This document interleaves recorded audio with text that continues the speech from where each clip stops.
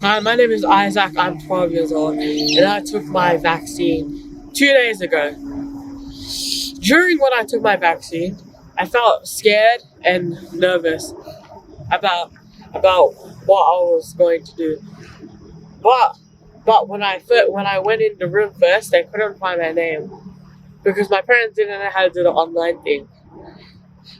So I had to wait 5 minutes extra. Then after that 5 minute extra, I went back in. They went to go verify my birth, name, and address, and I told them. And then I took my shot. The shot didn't feel anything, just felt like the flu shot.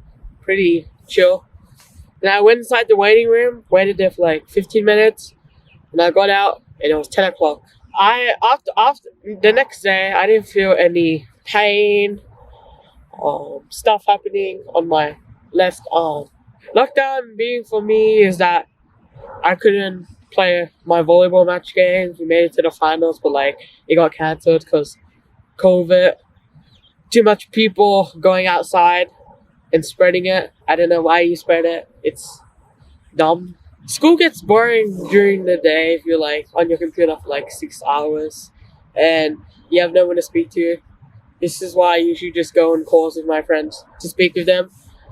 So like we're not so like we're not like distance away. Like at least we can talk together, which is good. You should get the jab so children can get back to school and you guys can make money. So during COVID-19, my parents had a shop and my mental health wasn't that good because I had to go to the shop every day to do my school and work. But like after when we went back to school for like a few weeks, it was pretty okay. Then like after that 2 weeks we came back and like my mental health just went down. Homework on online learning was not okay. It was like you would have to like write. You would have to type on your keyboard for like 1 hour or more, depending on the period, and it was pretty much boring. Who no chua lo.